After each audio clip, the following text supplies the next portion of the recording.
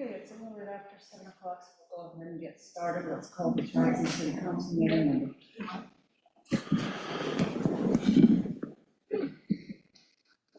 Here we go. Okay, we'll go ahead and call the Johnson City Council meeting number 25-19 to order. Cindy, roll call, please. Councilmember Coe? Here. Ready? Here. Burkhart? Here. Evans? Martin? I want to welcome everyone that is in the audience this evening. If you are here for an item that is on the agenda, we would ask for you to wait for that item to come up and address the council at that time. If you're here for an item that is not on the agenda, there will be an opportunity under public communications to address the council. The next item on the agenda is the Pledge of Allegiance. And we have two guests in the audience this evening. I'm going to ask both of them if they'll lead us in the Pledge of Allegiance. George and Jill, do you want to lead us in the Pledge of Allegiance? I pledge allegiance to the flag of the United States of America and to the republic for which it stands, one nation, under God, indivisible, with liberty and justice for all. Generally, what I say is I look for the youngest people in the audience, kids that are in elementary school. We don't have any of them, but you still might be the youngest in the audience, so thank you. The next item on the agenda is the agenda approval. Mike, do we have any changes to the agenda? Mayor and council, there are two changes this evening. First, the applicant has withdrawn the request to rezone property at and near 8605 Valley Parkway. So we respectfully ask that you remove item 5V, which sets a public hearing for October 20th related to that item. 5V, Yep, as in Victor. okay. And then the second item, 5C and 5M are duplicates.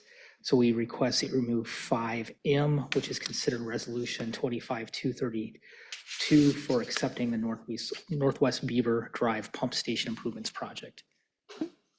Council, any other changes to the agenda?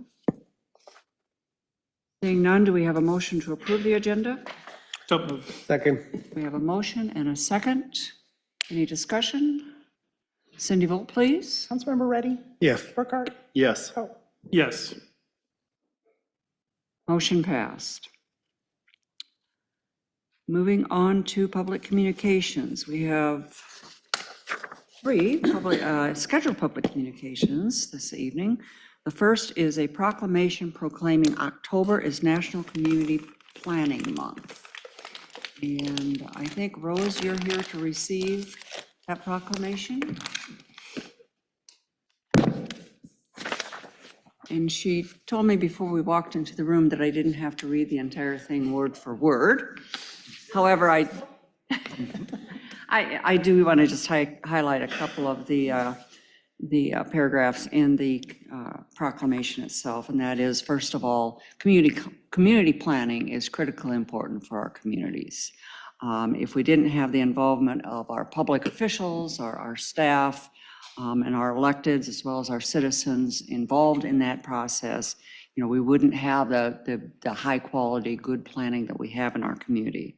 So the purpose of this proclamation, again, is just to recognize October as National Community Planning Month, and to call out all of those who do participate in that planning process, including members of the City Council, members of our staff, our volunteer members on the Planning and Zoning Commission, on the Board of Adjustment, and others who work with us year-round to make sure that we are doing what we need to do to plan for our community in ways that are safe and appreciated by all of us. So again, thank you, Rose, and remind me your name. I'm sorry. Michael. Thank you for all that you do. And I will present the proclamation to you. I don't know if we have anybody. Rose or Michael, did you have anything you wanted to add? I do not. Okay. You didn't plan to say something? I did. But don't. Well, I'll invite the council to come down. Somebody can take my seat. It's like doing a thing like that. Oh, I so. You've got a couple of complaints, I know.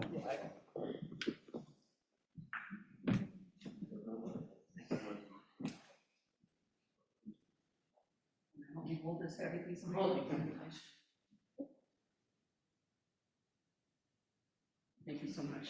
Really appreciate it. Thank you.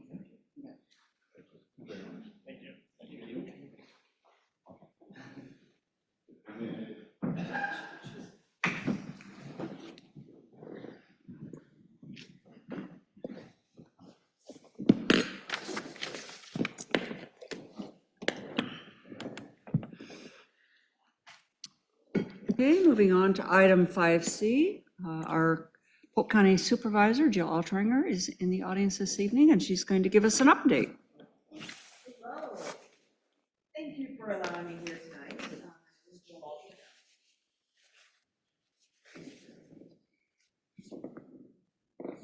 Altringer. There. Seem older than you think, already technical difficulties. Thanks for having me here tonight. So when I came to you guys earlier this spring, it was a very full agenda. You guys had come off of a very long workshop and I had a check, but I kept it very brief, but I could like entertain you with a bring a check. check tonight? Because no, but I did bring one other visual that I will only bring this time, but I think it's very important to note. So I have been your supervisor since January 2nd. That's approximately 277 days. And I just want to remind everyone my area that I represent, because we go all the way from Urbandale over to Mitchellville and all this area in between. And I think when you think of Polk County, I don't think you realize how vast it is. And again, I represent the most exciting area because we are some of the fastest growing cities with all this economic development and growth. So while the check obviously brings its own sort of excitement, I have a lot of items that we've been working on the last 277 days that I'm really proud of, and I wanted to be able to update you.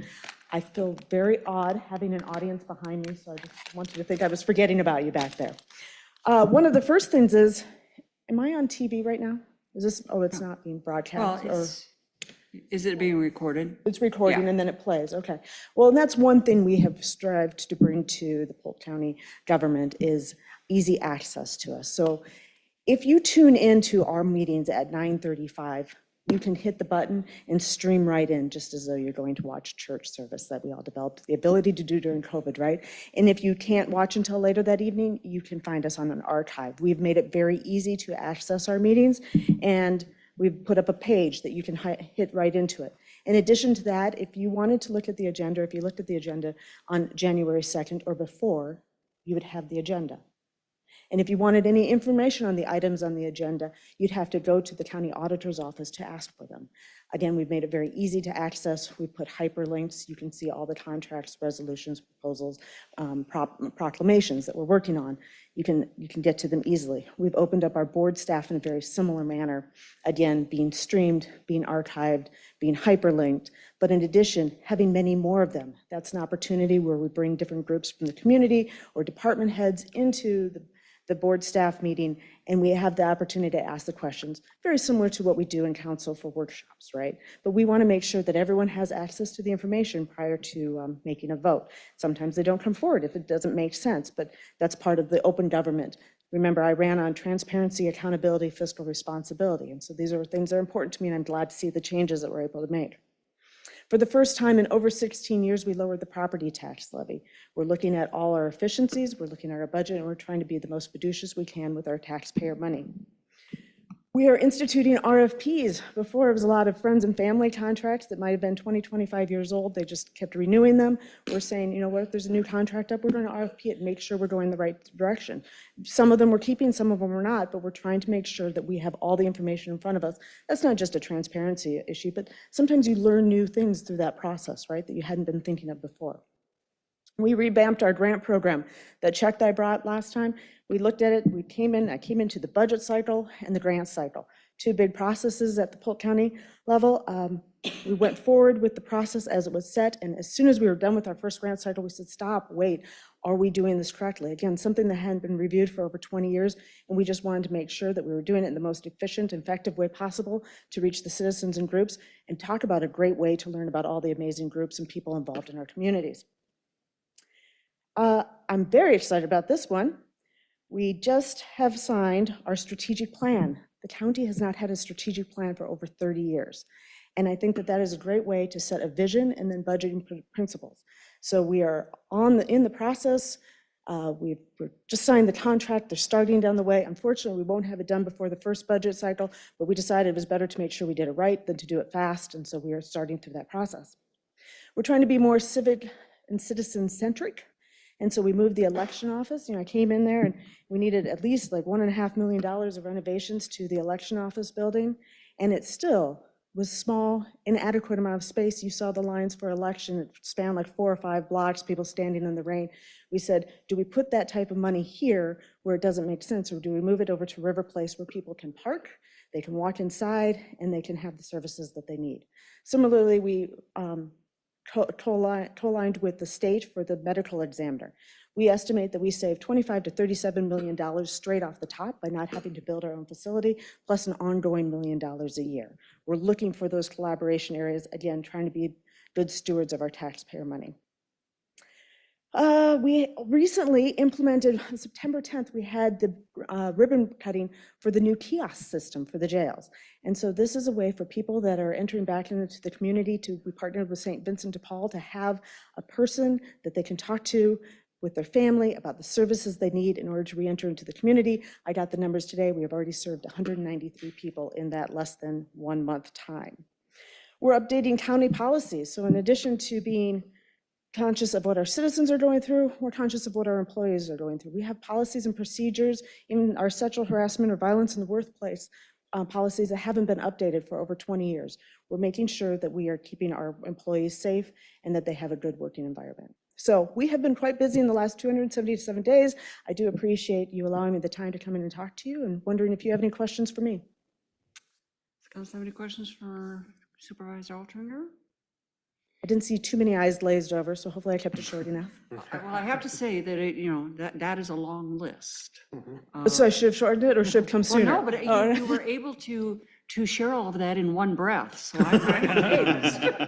Well, I'm trying to follow in Brownell's system. I mean, did you notice he was like cyclical breathing? He never took a breath. He's been training me well. Yeah, well, you're doing a great job, so thank you so much for coming this evening and sharing with us, and keep up the good work. All right, well, thanks for having me. Have a good night. You bet. Thank you.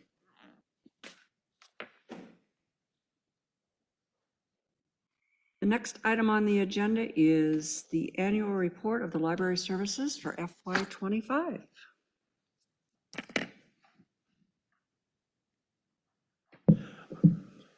Well, Mayor, council members, thank you for giving us the opportunity to explain our report, give you some information.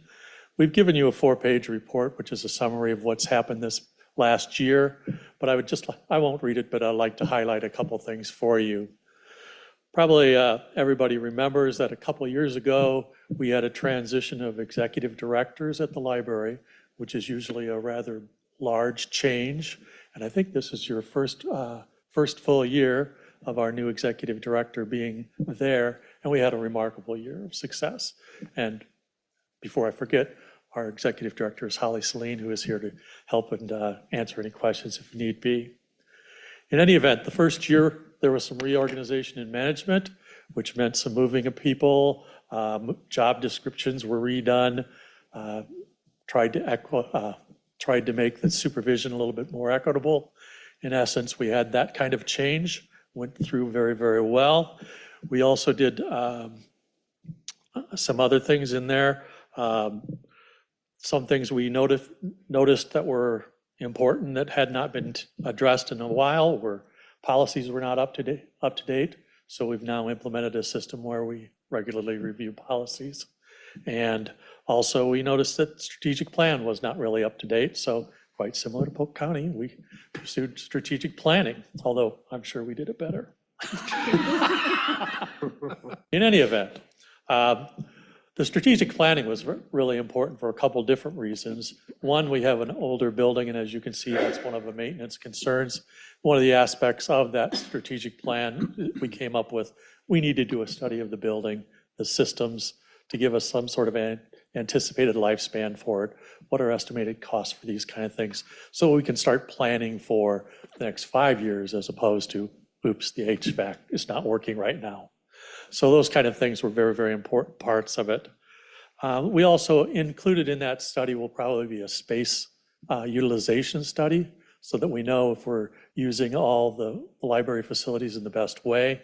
There may be new uses, there may be new security, there may be all sorts of new things that we want to look at, but we want them to review it to give us their best opinions of what we should do and what would be best for Johnston.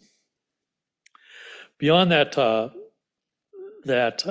facility needs problem, I would just like to say, in summary, is that we've got a really unique and special library here. Not only does it do the traditional library information resources, we have the people that will help you find answers to questions if you have questions. We do that very, very well. But in addition to that, we teach people how to use their computers, how to use the new technologies, all of these different services that fit us into the community and help different populations with different needs. Probably the most important and exciting thing that I see there is our youth programs, which all our programs are growing, but the youth programs, to me, getting them introduced and regularly coming to a library is phenomenal. It's just something that's everybody should be proud of. And those programs are growing, and all our programs are growing to just follow whatever needs the people bring up. And so we have a unique opportunity here, a unique system. And if you read our strategic plan and what the input was, is that our staff and our volunteers really make the difference. That's what really makes it special. And in our strategic plan, we're going to emphasize, reinforcing their continued participation and things to make them better suited to handle library changes and the needs that Johnston will have in the future. They're special people, volunteers, a lot of them. So wonderful things are happening, and welcome any kind of questions you may have. Council, any questions or comments? I just want to I had a chance to review the annual report, and I thought there's a lot of really positive pieces of information in it. The annual visits number, how that's looking at from FY 2022 was around 100,000, and then 25 is up to 125,000. Really positive in that direction. Your circulation number is a significant increase by about 50%, it looks like, of the downloadable circulation from 22 to 25. So I think those are two good examples of the positive things that are happening. And I had a chance to meet with Holly, I don't know, a couple months or so ago, and really appreciate the leadership and direction. And I think the positive, her energy that she brings, as well as the strong connection that she has with not only the library board, but also city staff and city elected officials too. So I think that the report indicates the positive work that the board and the library are headed in, and just wanted to, I greatly appreciate that. Thank you. Just say one thing. A year ago, or a little over, I guess, I came here and I just told you guys how excited I was to be part of Johnston and to serve Johnston. I think I kept using the word giddy. I was giddy happy. A year and however many months left, I'm still giddy. I'm very, very giddy, and I thank you. I thank you for this opportunity to serve Johnston, to serve the community, and to be part of this awesomeness. So, thank you, George. Well, George and Holly, thank you for being here tonight, and thank you for sharing this information. I've been retired from my law practice now it'll be 3 years. It's hard to believe, 3 years in January. And prior to retiring from my law practice, I didn't have an opportunity to read for leisure. I mean, you can appreciate this, Yes. George. You just don't have time for it. So now that I'm in my retirement, I do have time to read for leisure, and I use the library services a lot. I try and read a book a week, and so I either go to the library or get something online or whatever. So I agree with you. We've got great staff over there. We've got great volunteers over there, and our community would not appreciate what's available to them at the library if it wasn't for all of the good people that we have working over there. You use the term, George, that the facility is an older facility now, or an older building in our community, which made me gasp a little bit, because I remember voting on that bond referendum, and it was like the first new building we had in Johnston for many, many, many years. And so the fact that it is aging Doesn't mean we're aging, it just means the building's aging. Correct. You haven't changed in 20-some years. That's right, Don't that's worry. right, But yeah. no, the building has seen some usage, and that's good, but it also increases our maintenance costs. Right, right, and, you know, as good stewards, we need to put the money back into it to maintain it, so it can continue to serve our community, so something that we'll have to do, so, anyway. Well, I appreciate you being here, and thank you for all of the good report. Thank you for your continued partnership.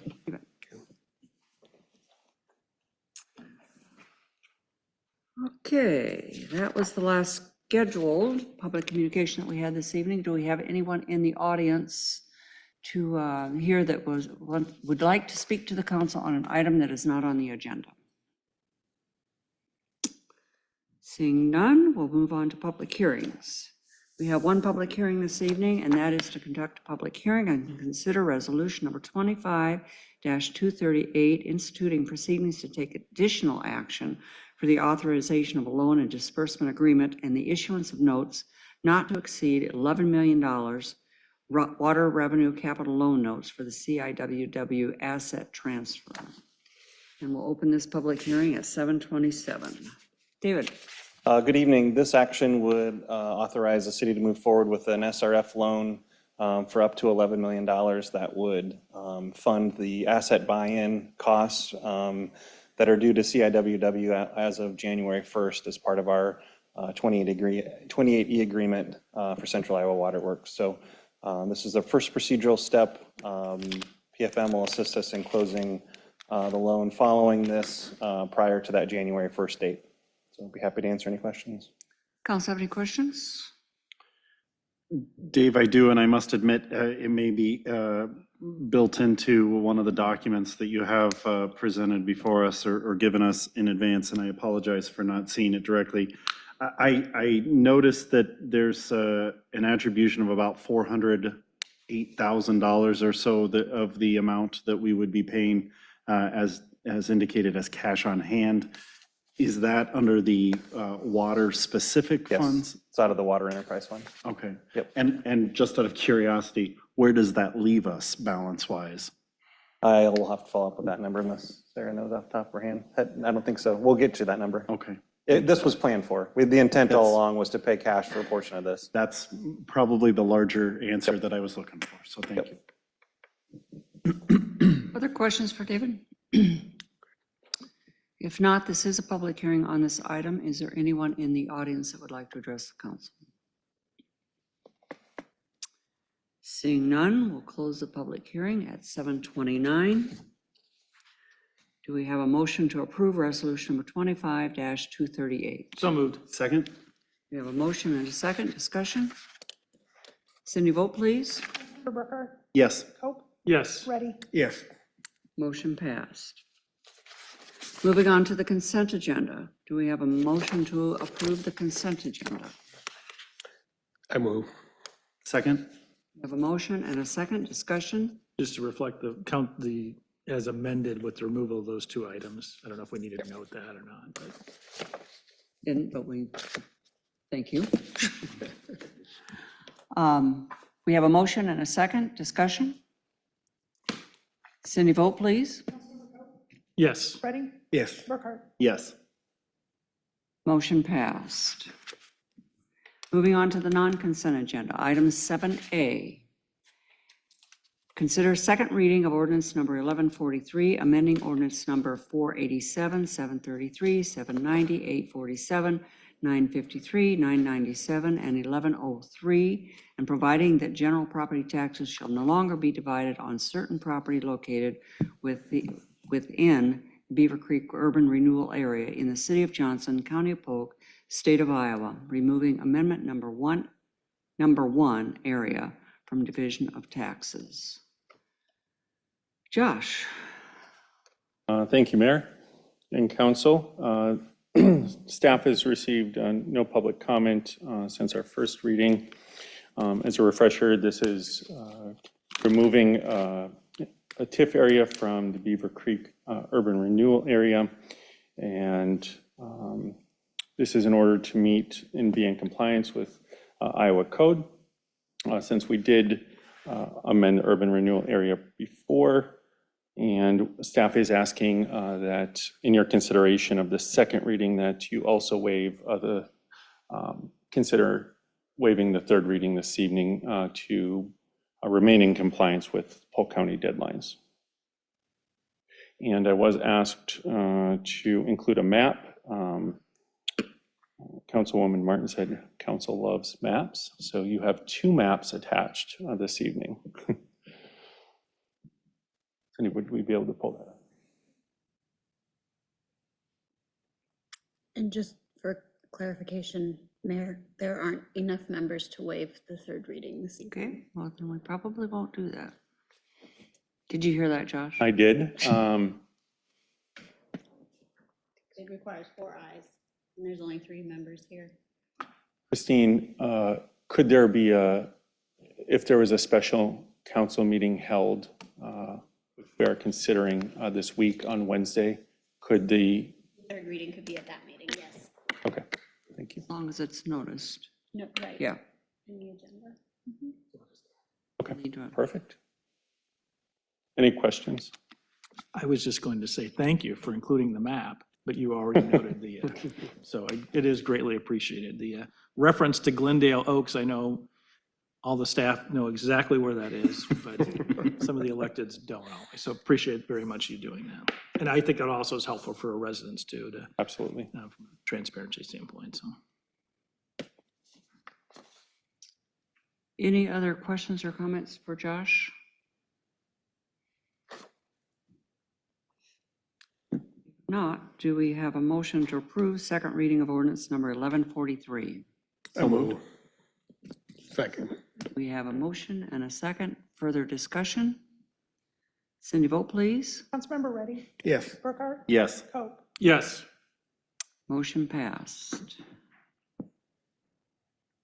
Item 7B, consider third and final consideration, adoption and publishing of ordinance number 1141, amending the City of Johnson revised ordinances of 2007 by amending Chapter 99 sanitary sewer, Section 99.07 sewer user charge. No changes from second reading and no additional public comment. Council have any questions, comments? If not, do we have a motion to approve third and final consideration of ordinance number 1142? So moved. 1141. We have a motion Second? and a second. Further discussion? Cindy, vote please. Councilmember Burkhart, Yes. Coe. Yes. Reddy, Yes. Motion passed. Item 7C, consider third and final consideration, adoption and publishing of ordinance number 1142, amending the City of Johnson revised ordinances of 2007 by amending Chapter 92 Water, Section 92.02 rates for service. So moved. Second. We have a motion and a second. Any discussion? Seeing none. Cindy, vote please. Coe. Yes. Reddy, Yes. Burkhart, Yes. Motion passed. Item 7D, consider resolution number 25-202, establishing the private areas to be designated for the 2025-26 urban bow deer hunt. Jeff. Last month, you guys approved the public hunting map, which designated 4 areas where we have some hunters that can go. Then we do have private citizens who would like to be able to hunt on their property, usually heavily wooded, backyards and things like that. So there are 2 residents who would like to be able to hunt in their backyard. So the map has been amended for those 2 addresses.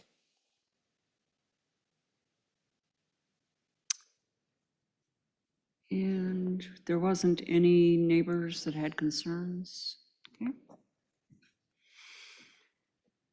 Any other questions, council?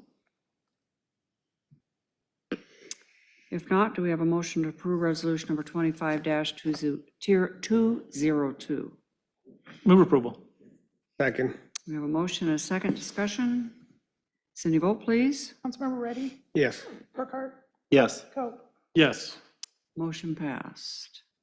Item 7E. Is this an action item? Yes. Okay. Item 7E relates to the FY 2025-26 staffing changes. Thank you, Mayor and Council. We've had some discussions concerning a number of staffing needs that have been identified that need to be considered for the FY 2026 budget, inclusion in the budget since the budget was approved. And these changes involve changes within the police department, the fire district, and the administration department.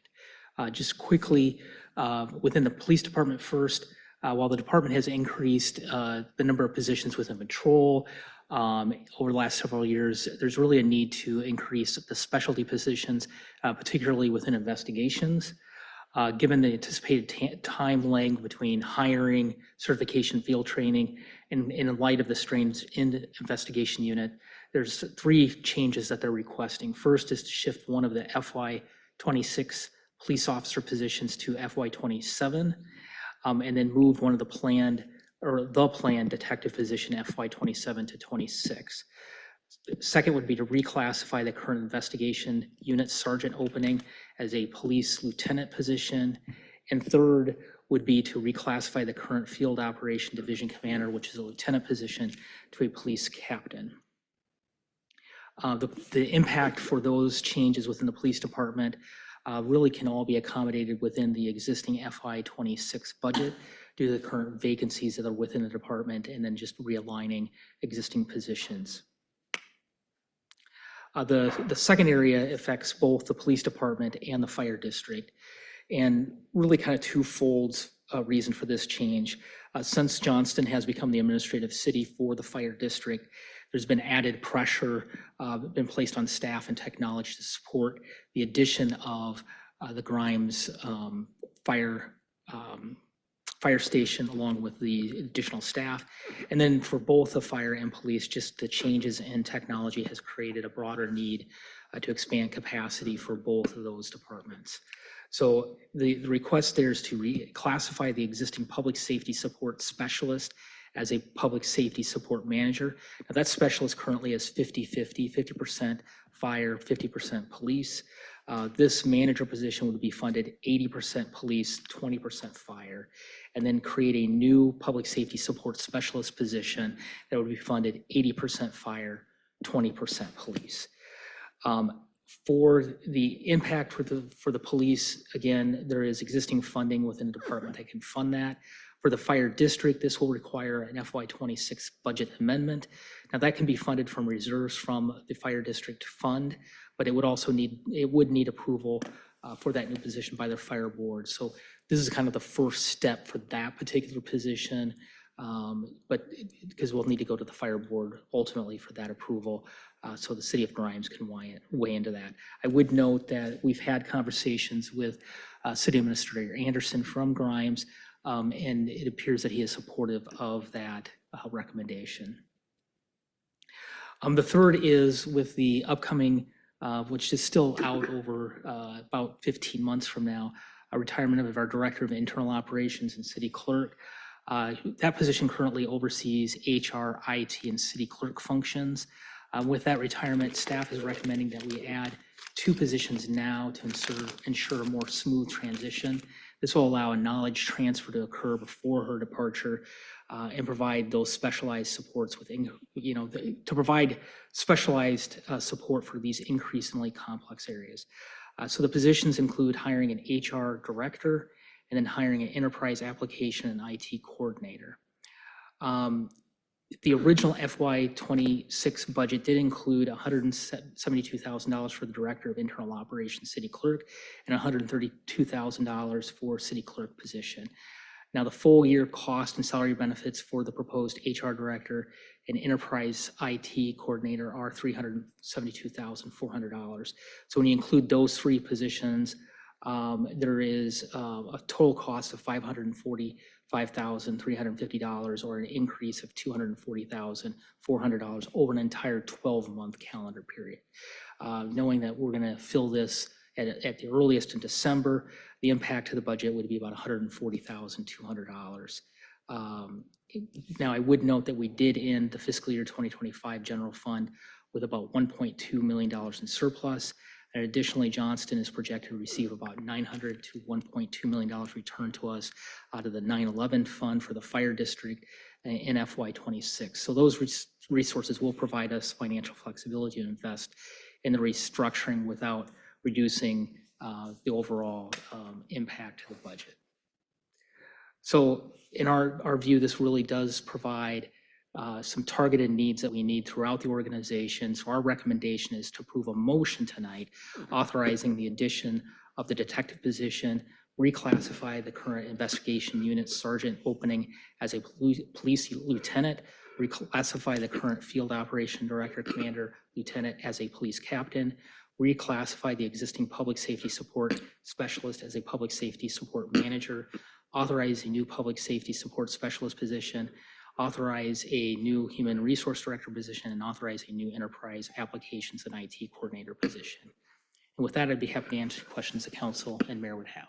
Thank you. Council, have any questions?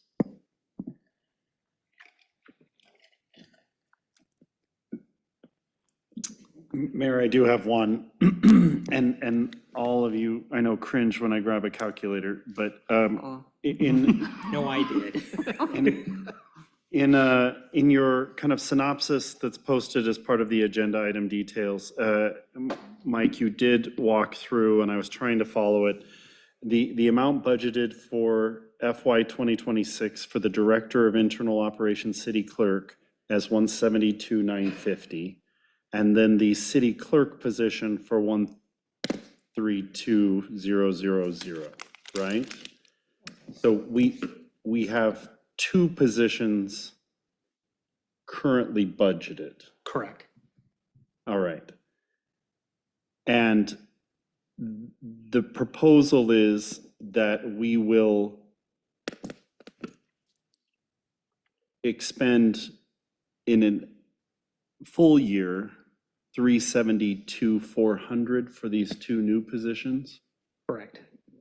Okay. And that includes keeping the $132,000 for the city clerk position? It does not. So we would propose not to fill that position. So that's where I need the $240,400 amount is what I need to get to. Can you help me get there? So if you take the 172,950, that's Director of Internal Operations, plus the 372,400, that equals 545,350. Okay. So we budgeted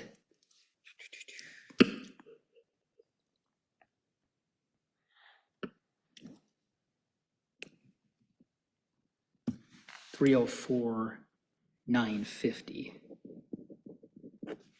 So if you take the 545,350 minus the 304,950, that's a deficit of 200, or there's a difference of 240,400. So now you take that,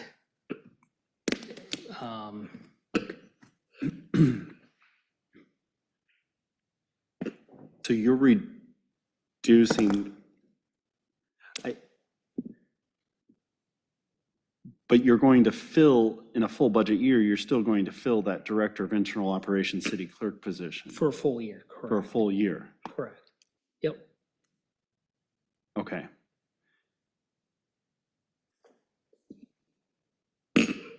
I'll quickly pen some more numbers here then. What I probably did is overstated the impact of the budget, because obviously we have a city clerk that we budgeted the full year, and we're not. So really the 140 is going to be less, if that's, I think, where you're headed now. Yes. Because 240 400. 7 12. Yeah, is that 140, 200, and we've budgeted.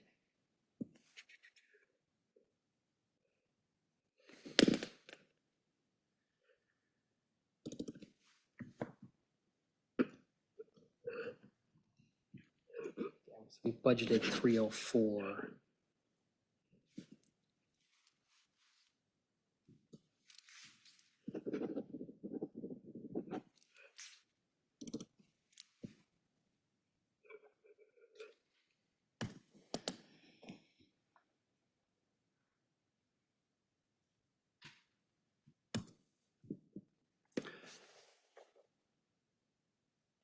You deducted, So we budgeted 304. The cost of the 2 new positions for 7 months is really 217, 233, plus the 172, 950.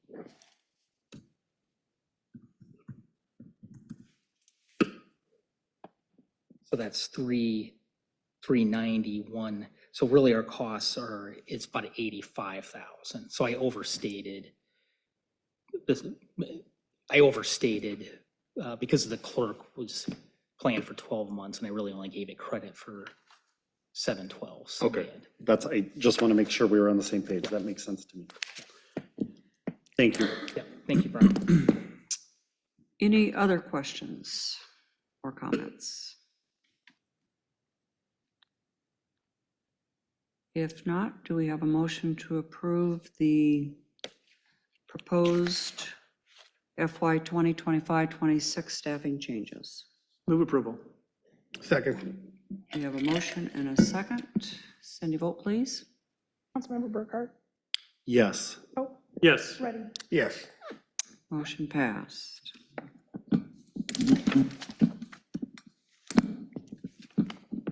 Item 7F, consider approval of claims in the amount of $2,663,504.55. Move approval. Second. We have a motion and a second. Discussion. Cindy, vote please. Yes. Ready? Yes. Burkhart? Yes. Motion passed. Moving on to city administrator staff comments. Mike? Well, I'm going to continue the theme of strategic plan discussions tonight. Yay. Just a reminder, I did send an email out late this afternoon.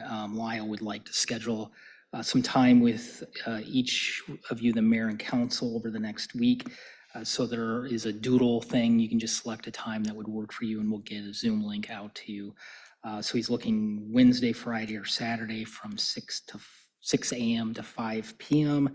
or Thursday, 6 a.m. to 10 p.m. So if there's there's 1 hour blocks, it may not take an hour, but if we can get those scheduled, then we'll send a Zoom link once you do that.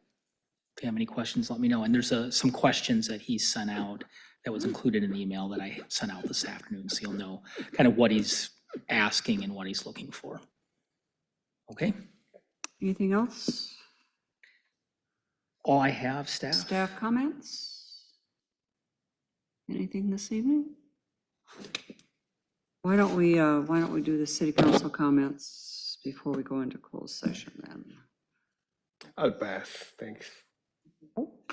A couple of things. First of all, I had an opportunity to participate in and just wanted to appreciate the electronics recycling effort that went on Saturday. Dropped off some stuff from our house and saw that quite a bit of stuff was dropped out. So I think it was something that was very beneficial to the residents. And so want to thank anybody who was involved in that.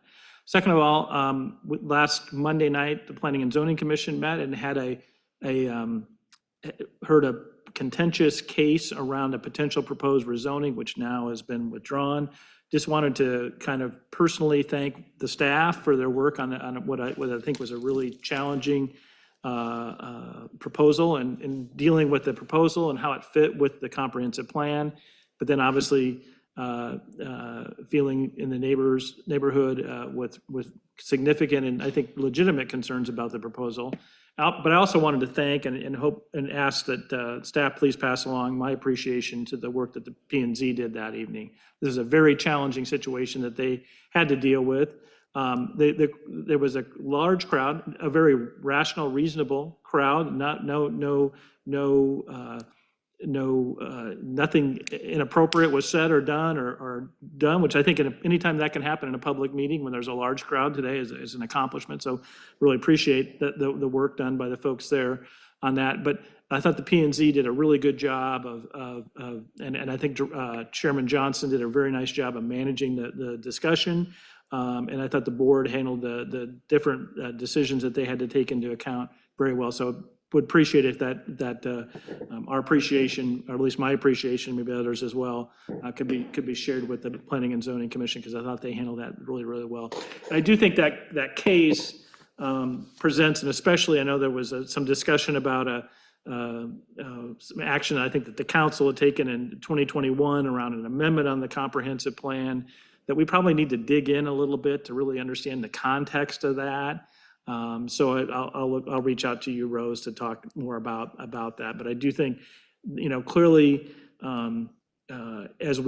anytime there's infill development or development that goes up against existing neighborhoods, that's always going to be challenging. And so figuring out how we can try to manage those in the best way possible, I think is something I think we can hopefully work to continue to build from. But I thought the staff did a very good job handling a challenging situation as did the P&Z. So I wanted to share those thoughts tonight. Councilman Burkhart.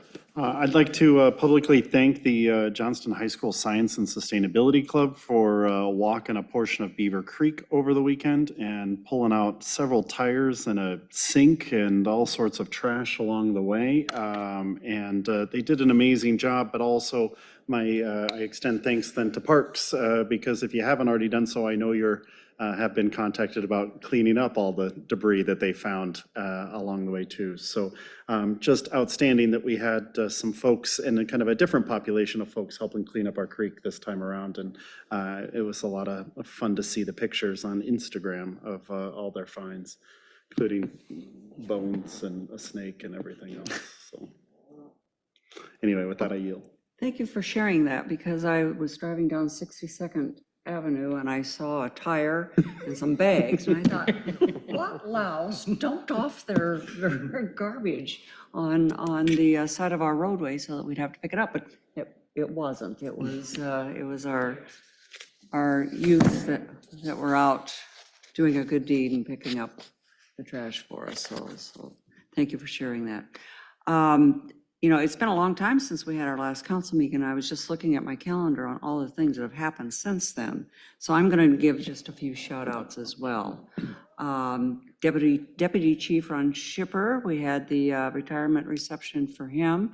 It was very well attended, and it was, where'd our chief? There he is.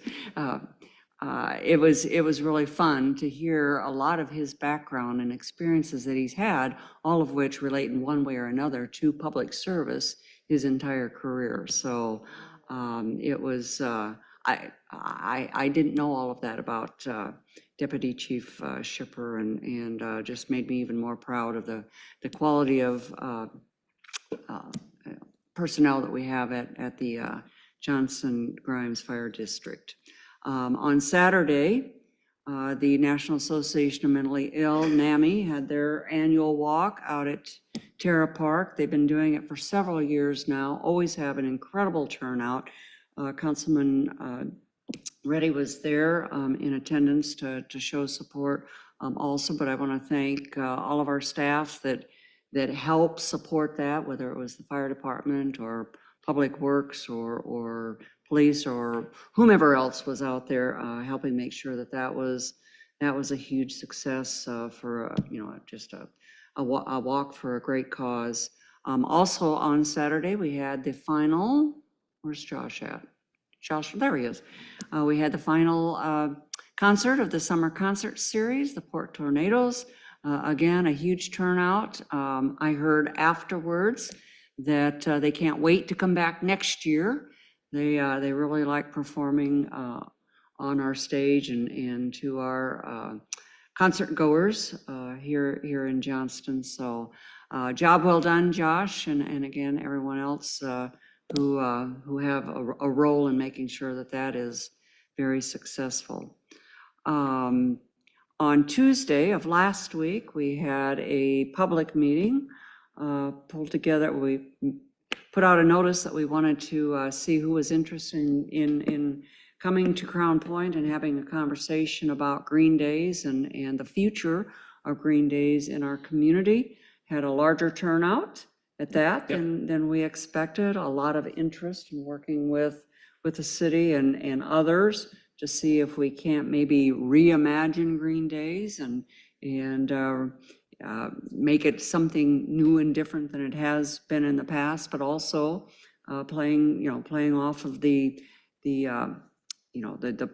original purpose and thoughts behind putting together a Green Days event, recognizing the industry that we have in this community that's built around agriculture and the former greenhouses that we had in the community. But good turnout for that. Some fair amount of enthusiasm in working to see if we can't continue that going forward. We also had National Coffee with Cops Day, and I think that Panera was probably the safest place in Johnston to be for an hour last Wednesday morning. It was great being able to just stop and visit on a very casual basis with many of the police officers that we have in the community. We've got a great team there, and it was fun just to have a cup of coffee with them. So those are just a few of the many things that happened since our last council meeting. But again, it just shows what a big role all of you play in making this the community that it is. So thank you so much for everything that you do. And then the chief just got back from Kosovo. His first experience in Kosovo. Of course, the purpose behind the meeting was to further develop our relationship with that country and with the citizens of Kosovo and in particular Peja, but the chief played a real lead role in interacting with the police force in Kosovo, which is a national police force. They aren't local like we are, but I think you said it before you went, Chief, that we probably have as much to learn from them as they do from us. And so hopefully, just from the short description you've already given of the experience that you've had there, my impression is you found the trip worthwhile, the interaction with the people there very worthwhile, and it will continue to, our relationships there will continue to grow and develop into something that is worthwhile for our community and theirs as well. Chief, did you want to add anything? Just I guess a brief recap. There were 5 law enforcement officials from the state of Iowa that traveled over, along with 2 members from the National Guard that were recently retired and strong leaders in the Kosovo-Iowa relationship. Next, very worthwhile trip, fantastic all the way around.